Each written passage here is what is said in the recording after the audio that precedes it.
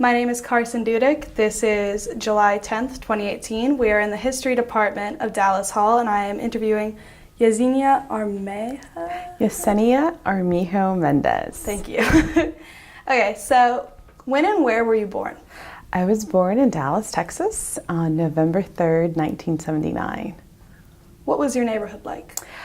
So I grew up originally in the Luffield neighborhood, so it was definitely majority Hispanic. It was a small duplex, and the whole block was set up that way. And my parents eventually were able to buy a home, and so we moved just north of the Luffield area, so still in Dallas. So can you tell me more about your family? Yeah, so I am a first generation college graduate. My two parents immigrated from Mexico. My dad comes from a very, very humble background. To this day, his little, village does not have running water. So that was always an adventure growing up. He does not know how to read or write, but he made sure that his children knew the importance of education. And my mother is also from Mexico, but her father served in the military, and so she had access to citizenship, and migrated here to the U.S. After my grandfather served in the military. And I have two younger sisters, and they're both college graduates, sadly not from SMU, but my dad was able to achieve his part of the American dream by having 3 college graduates. So what did a normal day at home look like for you? Both of my parents worked. They, always worked hard jobs, usually factory type jobs. My grandmother lived with us, and she was our primary caretaker. So again, my mom would try to make sure that we were assimilating as far as language. So my day, or my fondest memories, are, watching lots of Sesame Street, watching a lot of Mr. Rogers, PBS channels type programs. But it was mostly spent with my grandma, sort of with her adventures. She was very adventurous. We would ride the city bus all over the city, whether it was down to City Hall to take care of something or just exploring the city. So I'd say that's what my fondest memories are. So how would you describe race relations growing up? So it was really interesting because although, I grew up in Dallas, and I'd say that in my neighborhood, there was, mostly Mexican Americans that lived in our neighborhood. I still didn't see that representation, whether it be on TV, in movies, in politics, or as simple as going to the doctor.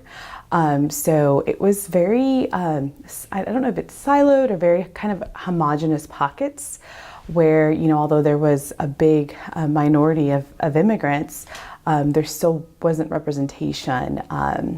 So I think there was a real lack of just kind of integration. And even today, you see Dallas is very segregated depending, kind of what part or what neighborhood you're in. What elementary school did you go to? I started out at Obadiah Knight, which is just, I think outside of Luffield or near Luffield Airport. And then, when my parents were able to buy a home, we moved and I went to Stephen F. Foster in Dallas. And so what was the diversity like there? So again, it was probably 70% Hispanic, and 20 to 30% African American and white. So again, a very homogeneous elementary school. But a lot of the teachers, the administrators were not Hispanic. Did that have an effect on you? It always made me wonder, why that was. And I was always curious, why wasn't it that we saw more people of color, as teachers, as a school nurse, even, kind of in the cafeteria. It just always made me really curious about it. And so where'd you go to high school? So I went to Thomas Jefferson High School, which is probably about 7 miles from here. And it's definitely an inner city high school. Back in the day, probably 60s, 70s, 80s, it was more of an affluent neighborhood. A lot of the neighborhood around it is a very nice neighborhood, but none of the neighborhood kids would go to school there. A lot of people would be bussed in or, from outside of the neighborhood. But I remember having to go through metal detectors every morning. There was metal detectors full on, your bags, everything would have to be put through it. And there was a big drug epidemic too. I guess it was the 90s, so it was something called cheese. But again, it was probably at this point, 80% Hispanic again with students. So there was not a whole lot of diversity there. Mostly, again, I'd say, probably Mexican American, some Central American, but very few Anglo students. So did you feel that you got a good education at that school? Absolutely not. It was not college prep at all. So I fondly remember my chemistry teacher. I was taking like AP chemistry my senior year, and he was probably like a functioning alcoholic. I mean, all the students knew, you could smell it, kind of the red tint to his skin. And so he would just kind of fall asleep during class and let us do really whatever we wanted to, right? And so, we would sort of venture into the book and try to self-teach, but that was kind of, sort of the environment there. And it was a real shame. I graduated number 3 in my class, but I remember coming to SMU and my very first exam was my psychology exam. And I studied, I read, I went to every class, I reviewed my notes, and so I thought I had done a good job to prepare for my first exam, and sadly, I got a 34, which was a huge shock and eye-opening experience for me, because I was definitely not, a C or D student. I was always accustomed to being, a high B, A student, so I quickly realized that I was not ready for the rigor of SMU, and I didn't know how to properly, study or prepare for an exam. And so, at that point, I really had to make a decision about sort of what, how to move forward, and kind of talk to, it was the Hispanic student advisor at the time, and talk to my professor, and, realize that I really had to take advantage of some of the tutoring services on campus, spending time with my professor and the TA to really understand how, how to read, how to take notes, and how to prep for an exam. So sadly, it was not college prep. And funny enough, when it came time to my younger sisters, they're 6 and 8 years apart from me. I took it upon myself to make sure that they were in a better situation upon graduating from high school. So I was actually able to send them to private school, to parochial school. So they both, from junior high on up, they graduated from Bishop Dunn High School, which is, a small Catholic high school here in Dallas. I don't know how I was able to do it. I remember going to Target and applying for a job as soon as I turned 16, and then put them through school for the next 6, 8 years. But, they were definitely better equipped academically once they both graduated from Bishop Dunn. So do you think that since it was an intercity school, or it seemed like one, that it lacked funding? Yes. I think I was very lucky. I still actually keep in touch with 2 teachers from high school.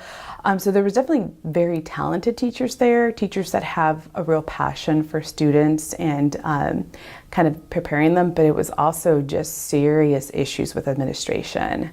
I mean, I was there 4 years and I had 4 principals. And so, it just, from an administrative perspective, sort of from that tone at the top, it just wasn't there. And, unfortunately, it's the students who ultimately pay the price when there is, disorganization, lack of discipline. You knew it as soon as you walked in the building. So maybe the funding was there, but it was probably not being properly allocated. So what prompted you to choose SMU?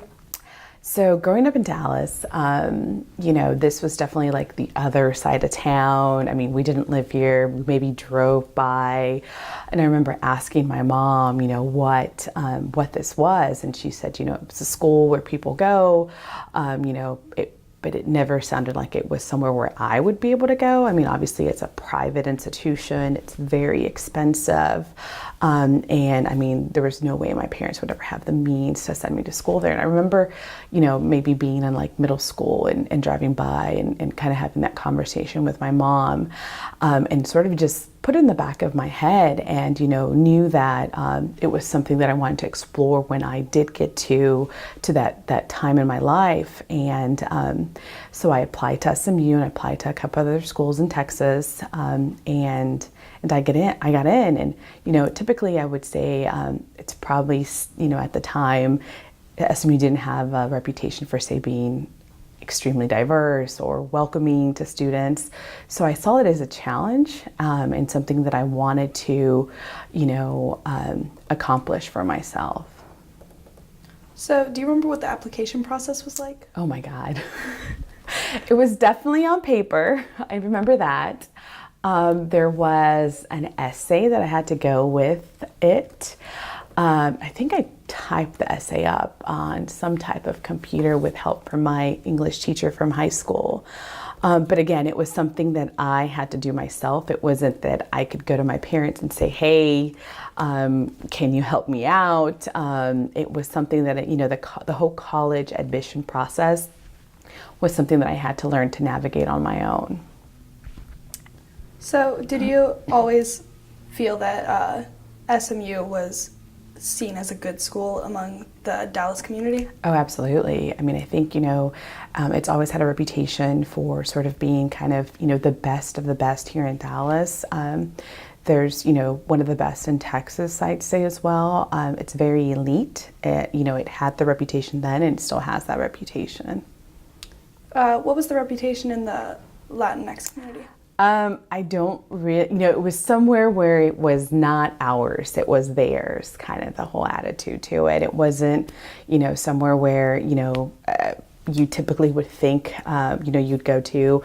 If you were going to go to college, it was probably going to, maybe start off at a community college and then go on to a public institution because, the price difference is just so significant. So did you have any expectations coming into SMU? I knew it was going to be kind of what opened my door to the world. That's what I expected. I expected that it was going to be sort of me walking through a door to like this whole new world, that I hadn't experienced before. And so how welcoming was the school when you first arrived? I think they tried to be welcoming. I just don't know, I know they had like, I think it was Chaz, and I know we had like a Hispanic student advisor, but it was still pretty segregated though. I remember, coming to where you come with your parent and you stay on campus and you register, and I was like one of the only Hispanic, and I remember I saw this girl across the room and I thought she was Hispanic, and so I instantly like hooked on and latched onto her because I thought, it's one us too. She wasn't. She was Filipino, but she ended up being like a really good friend, and was in my wedding and everything, and so made a really great friendship from it. So I think they try to be more inclusive and kind of understand sort of the gaps that I'd come to school with that maybe more, minorities would come to school with, like say the academic ones, but they weren't there yet. Did you live on campus? I did not my first year. I lived off campus. I lived at home to, save money and commute to school. But after completing my first year, I realized what an integral part of like campus life that experience was. And so I was able to move on campus my second year. Who was your roommate? Oh my goodness. Sadly, I do not remember. Well, no, wait. No, I don't remember their name. Do you remember anything about them? So she was a lovely girl. She was in a sorority, but we definitely came from very different backgrounds. So I remember like her mom contacted me because she wanted to talk to my mom because she wanted to talk to my mom about coordinating like room decor, like bedspread and curtains. My mom that just doesn't happen in our house, right? Like, and she wanted us to have like a shopping day with all four of us. And again, that just didn't happen in my house. I didn't have like unlimited funds to be able to pay to go out and get, matching bedspreads or curtains. I was paying for all of it out of my own pocket from working that summer.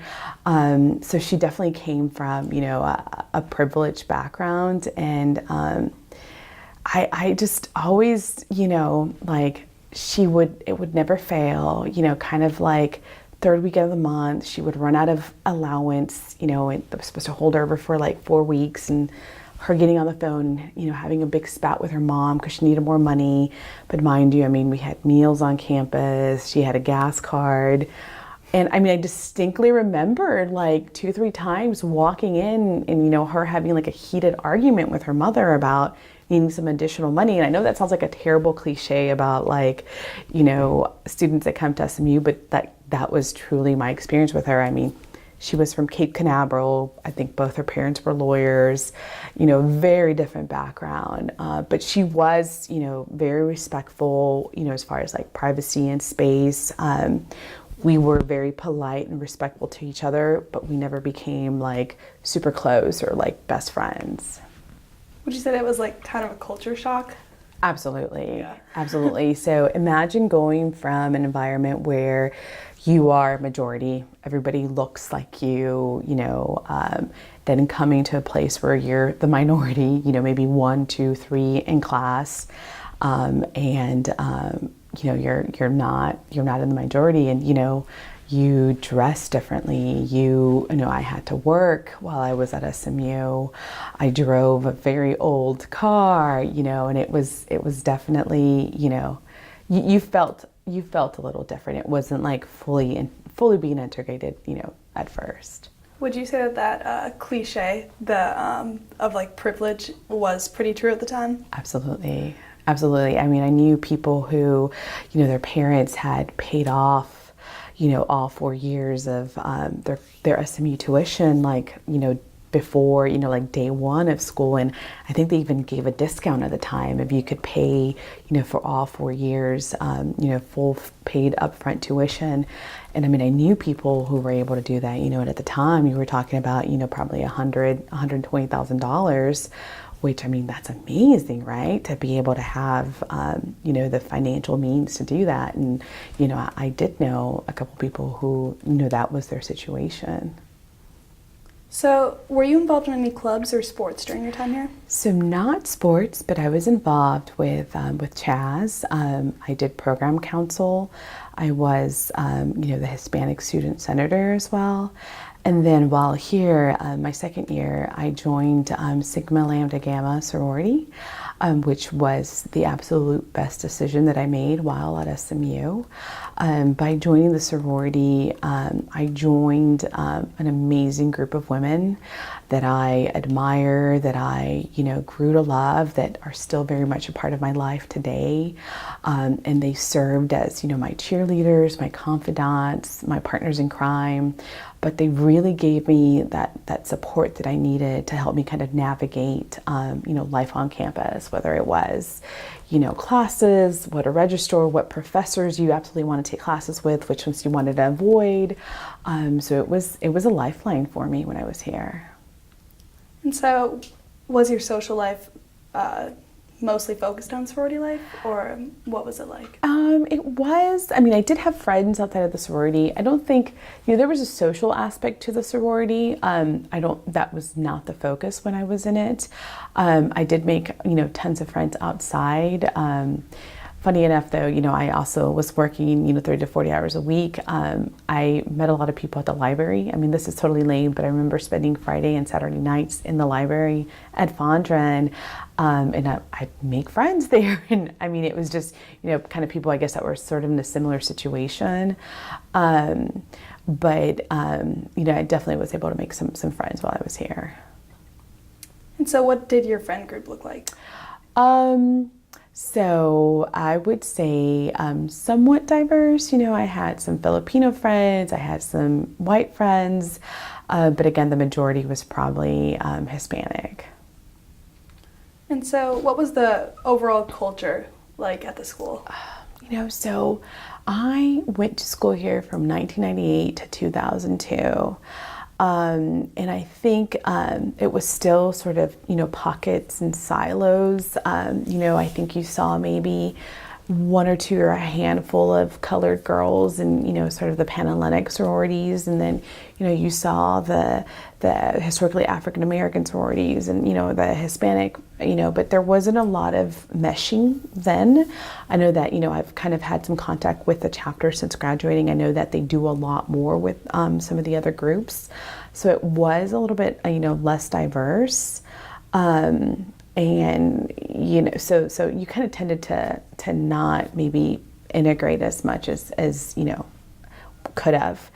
But interesting enough, though, I think, September 11th happened my fall semester of my senior year, and that absolutely, had a huge impact on everyone's psyche. I remember I was in geology class. I walked in, I woke up, got dressed, went to class. I didn't even realize what had happened that morning. And I ended up having to drive, to class because I had to run out to work afterwards. So I drove and I heard something on the radio, but I kind of, didn't really understand what was going on. So I, jump out of the car, run to class and walk in. And, the professor is standing at the front of the room and he says, class is canceled today and you guys need to go out and learn about what's happening to our country, learn about what's happening to our world. And and then people are kind of walking out and there's at this point there's more talk. And I think the first tower had been hit, the second tower was hit while we were in class, and then there was TVs that were set up around the buildings. I remember making my way down to the student center and there's a TV in the middle of the student center and people kind of congregating and just kind of like the confusion and, understanding what was going on. But after that, there was a real patriotism that was on campus. There was activities kind of, remembrances and candlelight vigils that were held, but I'd say there was a lot more patriotic after September 11th. And, really bringing to the forefront what it meant to be, the U.S., what it meant to be American. And, I know for myself, I always kind of thought of maybe more being like Mexican American, which I am, but for the first time, I understood, that I was American. It was, my country that had, under this terrorist attack. And so it was really sort of an interesting experience. So besides that day, can you tell me a couple more of your most memorable experiences here? Oh my goodness. The Dallas Hall ceremony that happens when you're about to start class and kind of walking out onto the campus and, just realizing how beautiful it is and, just how lucky I was to be there. I think that's probably, one of my biggest memories. I got to travel abroad or study abroad while I was here, and that just blew my mind away.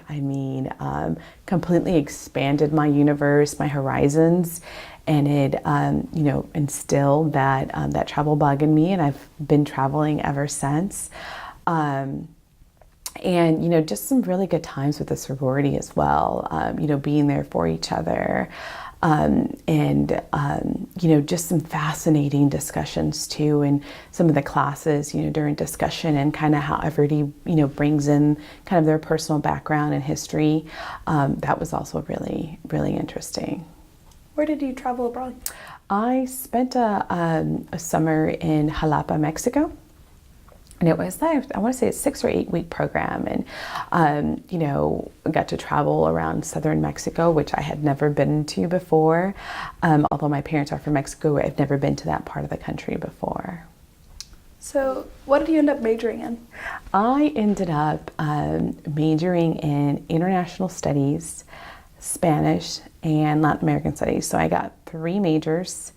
And then I got a minor in anthropology. Anthropology was fascinating to me. I took one intro anthro and was hooked right away.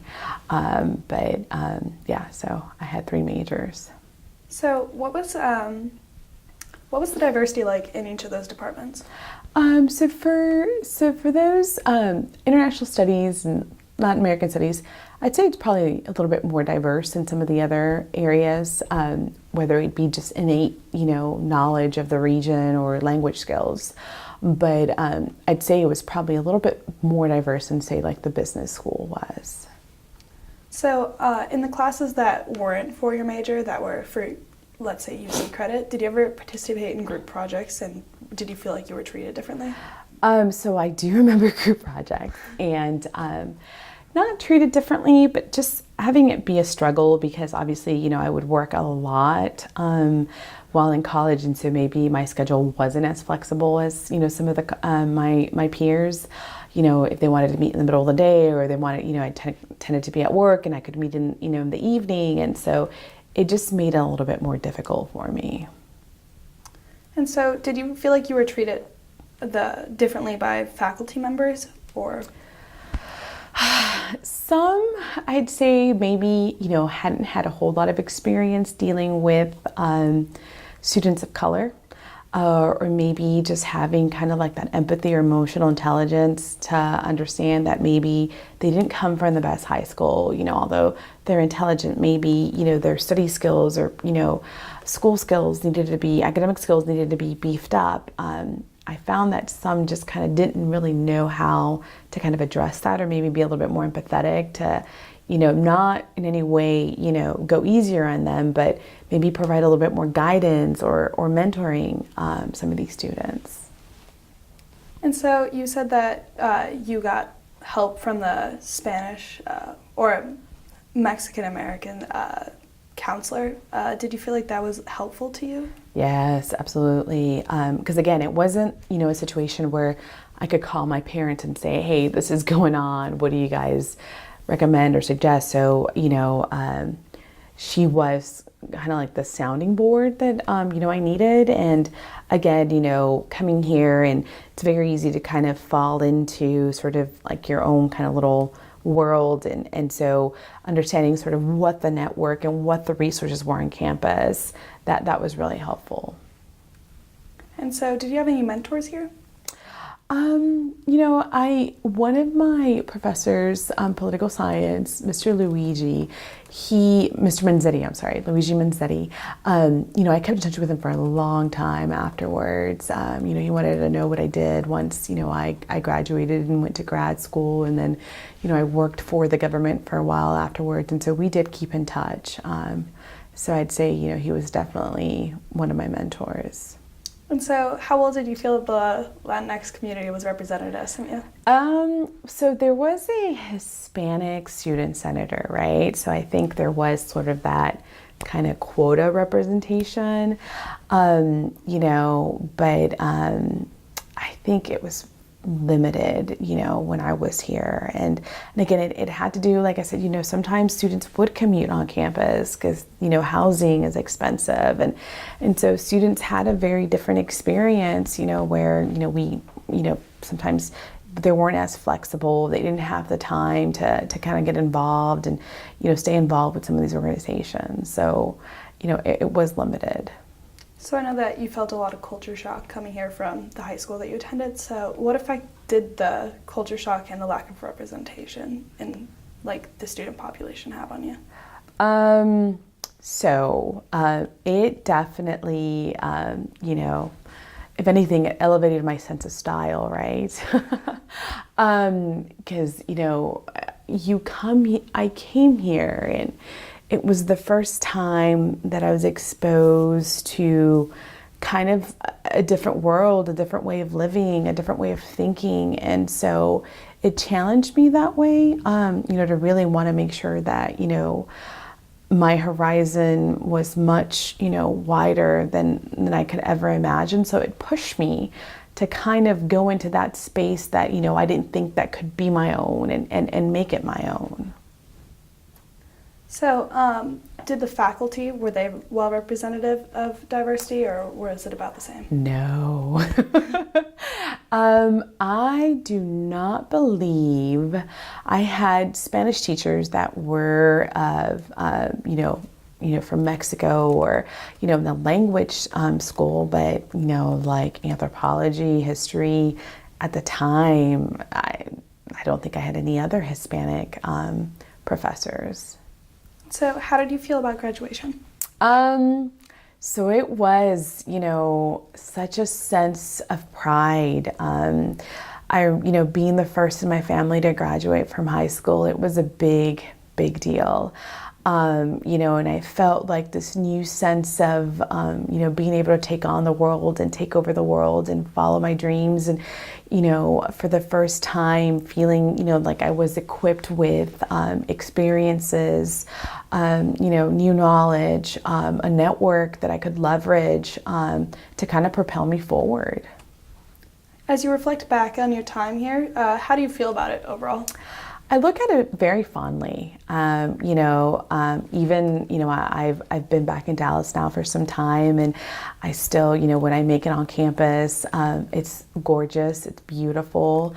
I realize what a special campus it is. And the environment, even though it wasn't as diverse as, say it represented society, sadly though, it did prepare me for kind of the business world, my career. Many times today, I'm still the only Hispanic, in a meeting, with a seat at the table. So I think it really helped prepare me to sort of, kind of my career trajectory and some of the experiences that I've been able to have. So could you tell me about your career trajectory? Yeah, so I graduated from SMU in 2002, and I remember working and saving up all year, and I got to backpack through Europe, which was amazing. Just being able to see, Spain and Italy, it was just amazing. And then I was working, for a bank at the time, and I knew it wasn't sort of my long-term career, what I wanted to do, but I knew that I was always going to go to grad school. I wanted to go into kind of international relations, diplomacy. So I took a year in between undergrad and grad. I worked for the school district here in Dallas as an interpreter, and was a really interesting experience. And then I went to American University in Washington, D.C. While I was there, I interned with the U.S. State Department in Chile, in Santiago, Chile, at the embassy. And there was a big kind of international summit where President Bush came down, and I was able to sort of kind of do a lot of prep work and work around that. And I actually got to meet the president. But then I realized that diplomacy, kind of the State Department, I'd even sat for the Foreign Service exam and, had gotten through kind of the written, was about to go through the interview process, but realized that it wasn't for me. And funny enough, while I was there, I had applied for an internship at the Treasury Department, and I got the internship, and it was in the Office of Financial Intelligence, or Terrorism and Financial Intelligence, which was fascinating. It was, 2003, 2005. And so it was after September 11th, and a lot of, chasing that money, chasing, who the financiers of terrorism were. And so being able to work on some of those issues was really interesting, and then moved into more of the policy side of it. So I went on to work for FinCen, which is the Financial Intelligence Unit for the U.S., and it does a lot of work around money laundering, and again, to curb terrorist financing and money laundering. So with my banking background, because I worked as a teller through college, I was able to leverage that and go into the policy side. And so it's kind of like a real niche area, anti-money laundering. And I worked in DC. I stayed there for 5 years. I met my husband. I came back to Dallas for a wedding, and oddly enough, he actually went to SMU and graduated from SMU. I didn't know him, but we were all kind of sat at this, I guess all the single people got sat at the table next to the bar, and we hit it off. Turns out that we had some mutual friends. I never knew him, never knew of him while I was here. And so we dated long distance for like a year and a half, 2 years. And, at that point I knew I was gonna come back to Texas. And so I left FinCen and got a job with BBVA. again, kind of in like that niche area of anti-money laundering, anti-terrorist financing, and worked in Houston for a while with BBVA. Really interesting. Got to do a lot of travel, with Mexico and, some of their other financial hubs. And then came back to Dallas with a job. I worked for MoneyGram, which is a money transmitter, which means they move a lot of money very fast. And I actually was able to kind of help start the financial intelligence unit. So it was like an investigation unit for higher risk. So say you see a pattern of like human smuggling, like, payments to human smugglers or drug smuggling. So worked there for a while, and then I worked for Santander Consumer USA, which is an auto finance division of Santander here in the U.S. Again in their anti-money laundering area, and I'm currently working for Experian, the credit bureau, which has been a bit of a stretch role for me because it's not technically anti-money laundering; it's more consumer regulatory type protection, but it's been fascinating. Wow, that's incredible. So would you say that SMU aided your professional career? Absolutely. I think, like I said, it elevated me as a person. It elevated the way I carried myself, the way you dress, the way you present yourself. It kind of gave you that extra oomph in your step with confidence. How to speak, how to present, absolutely, help prepare me, for my career. And so what prompted you to return to Dallas exactly? My family was here. My mother, father, and my sisters are here. And so I knew that I always wanted to come back to Dallas. And so, are there any lessons from your undergraduate career that you still apply to your work today? Yes. Again, it's not uncommon to be the only Hispanic in the room, the only Latina, the only female, the only brown girl in the room in some of these meetings, some of these conferences. But, it's kind of like the same setting, when you were in the classroom, and by no means, shy away, and raise your hand, answer a question, engage in the discussion. And that's sort of the same philosophy I carry today. If I'm in a meeting for work, I don't, hold back. I make sure if I have, I voice my opinion or, suggestion. I make sure that I'm engaged and that, I take advantage of having a seat at the table. And so can you tell me a little bit more about, so you got married. So can you just tell me more? Did any of your friends from SMU come to your wedding? Do you still stay in touch? Yes. So I have a core group of friends from SMU. And they all happen to be sorority sisters that were at my wedding, that have been there when I have 2 children, have come to visit after I've given birth. So now, actually later this year, I'll be going to my 20th high school reunion.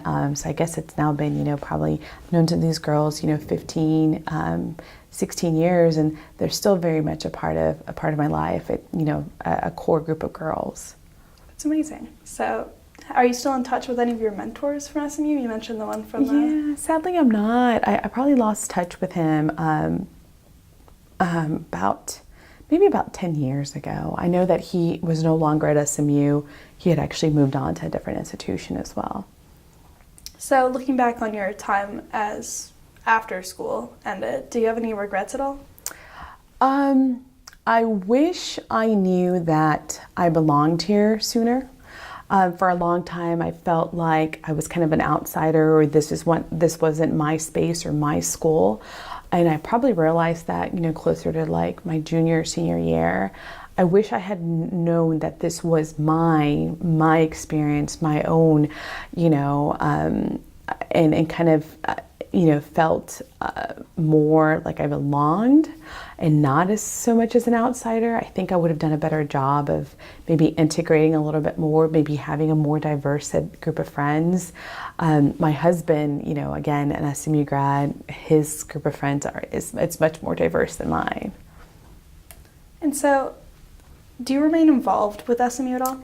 Somewhat. So, with the sorority as an alumni, sometimes the undergrad will reach out to us. But, it's been more from kind of just the alumni support, I guess financial support, because, they do a great job about kind of leveraging that network.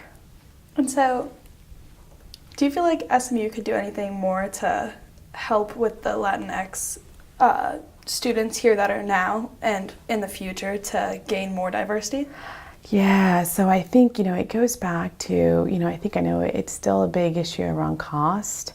I don't know, what type of programs or scholarships are specifically focused or aimed at, students of color, to kind of help, take off some of that burden.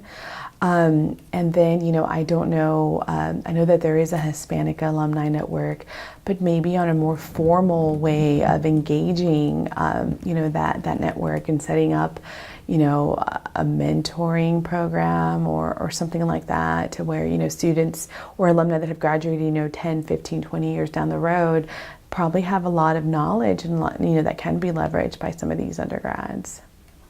And so, do you think that there's anything I've missed that you want to talk more about? I just want to say that SMU absolutely opened my eyes, opened that door to kind of this whole other world, as far as, like I said, my love for travel, my love for knowledge, my love for reading, it's my, curiosity for politics. It kind of gave me a taste of it, and I've been, going after it ever since. That's amazing. Okay, well, that's all of my questions. Thank you, Carson. Thank you.